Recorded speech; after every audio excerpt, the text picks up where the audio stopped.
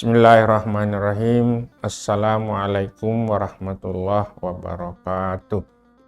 Alhamdulillahirrabbilalamin. Wassalatu wassalamu ala asyrafil anbiya wal mursalin Sayyidina Muhammadin wa ala alihi wa sahbihi wa barik wa sallim ajmain. Rabbi syrah li sadri yassir li amri wahlul 'uqdatam min lisani yafqahu qawli. Amma. Masyiral muslimin rahimakumullah. Saya Muhammadiyah dari Badan Amil Zakat Nasional Kabupaten Belitung selaku Wakil Ketua 1 Bidang Pengumpulan.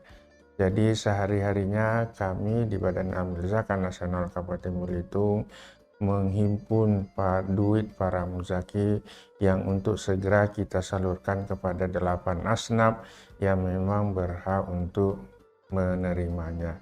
Kita sedikit bahas mengenai masalah infak. Jadi nanti jangan sampai kita salah persepsi. Infak ya infak. Infak itu artinya minimal setiap kali kita ke masjid atau ke tempat ibadah atau ke pondok-pondok pesantren yang menyediakan kotak-kotak infak, maka kita memasukkan dalam kotak infak, itulah infak. Infak itu sangat sunnah, dan tapi itu sangat dianjurkan sunnah terhadap infak itu, tapi sangat dianjurkan. Jadi kalau kita berinfak, insya Allah ya sama mirip-mirip dengan juga zakat, Allah akan menggantinya berlipat-lipat kali. Yakin dan percayalah, Allah tidak pernah ingkar janjinya. Kita infak yang paling bagus yang pernah kami baca dan pernah kami pelajari dan kami melihatnya, bahwa infak yang paling bagus itu sebenarnya pada saat kita akan melaksanakan sholat subuh. Kita yang laki-laki, kita pergi ke masjid, bawalah duit, jangan dilihat jumlahnya ya. Jangan dilihat jumlahnya, begitu kita keluar dari rumah bawa selembar duit, jangan dilihat jumlahnya, karena nanti siapa tahu pas di pertengahan jalan ada godaan syaitan. Waduh, banyak amat nak kita infakkan. Terus tidak jadi kita infakkan. Teruslah dekat-dekat masjid, kadang-kadang ada duit gopek, ya Allah. Ya, karena ada tadi, mak, untuk infak ini kan jadilah.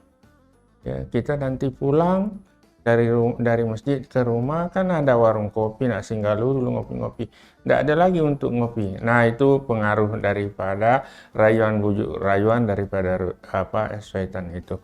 Oleh karena itu ya, infak yang paling bagus itu adalah tangan kanan kita memasukkan dalam kotak infak, kalau perlu tangan kiri kita jangan tahu. Itulah infak. Dan yang paling penting juga, infak itu kalau dapat, ya namanya juga kita berinfak. Begitu kita masukkan dalam kotak infak itu, boleh kita memohon kepada Allah, ya Allah, mudah-mudahan infak yang saya infakkan ini, ya Allah, angkat penyakit saya, amin. Tidak usah panjang-panjang doanya. Ya Allah, mudah-mudahan duit infak ini kami peruntukkan untuk kedua orang tua saya, semoga mereka dipanjangkan umurnya, disehatkan jasmani dan rohaninya, dilapangkan rezekinya, dan dimudahkan urusannya. Bismillah. Insya Allah dengan niat tulus ikhlas karena Allah, maka infak itu nanti sangat berguna bagi kita, karena itulah nanti yang akan menemani juga kita dalam kubur nanti. Nah, infak.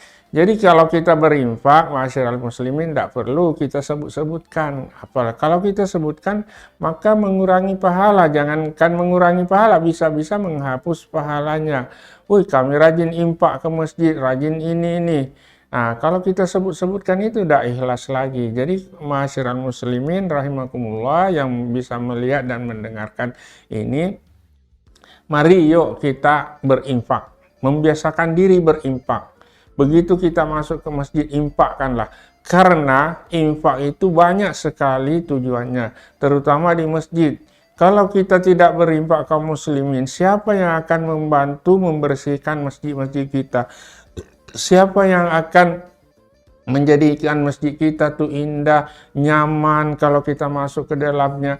Kalau tidak ada infaknya, waduh, kasihan juga ya. Masa kita nak mengharap pemerintah masalah infak, Masa nak kita mengharap DKM-nya, Dewan Kemakmuran Masjidnya, kasihan. Dia sudah mengurusi masjid, mengurusi jamaah, maka infaknya dia pula yang akan mengeluarkan. Kemana hati nurani kita? Oleh karena itu, setiap Jumat biasanya di akhir khutbah saya selalu mengajak kaum muslimin, yuk kita biasakan diri untuk berinfak. Karena infak itulah nanti yang akan membantu DKM di mana saja kita sholat, sehingganya masjid itu semakin bagus, semakin membuat jamaahnya betah di dalamnya. Ya, kita masuk di dalam masjid, baunya harum, cuacanya dingin, kita tidak berkipas, dan sajadahnya juga empuk, kita tidak gatal-gatal. Kalau duduk masih banyak masjid, kita masuk, iya panas, iya sajadahnya sudah kumal, ya macam-macam. Nah, itu adalah kekurangan infak. Coba kalau kita masing-masing kaum muslimin menyadarkan diri kita masing-masing, siapa yang akan merawat, siapa yang akan membersihkan, siapa yang akan menjaga kebersihan masjid ini kalau bukan DKM-nya. DKM itu juga manusia, bukan malaikat, perlu juga dana untuk itu. Oleh karena itu, kepada kita semua kaum muslimin, ayo kita saling mengingatkan setiap kali kita ke masjid, ya, kita bawa diinfak. Jangan dilihat jumlahnya, ya, karena Allah tidak pernah melihat jumlahnya.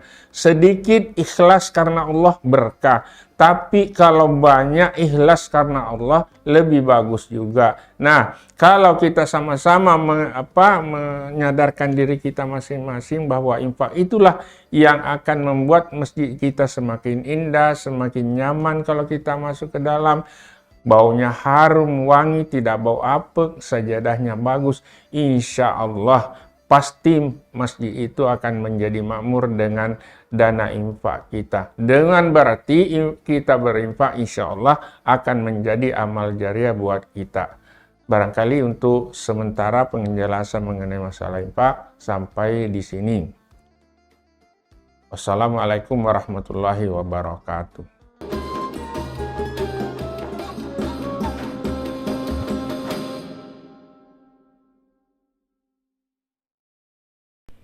Jangan lupa untuk subscribe, like, dan komen channel ini.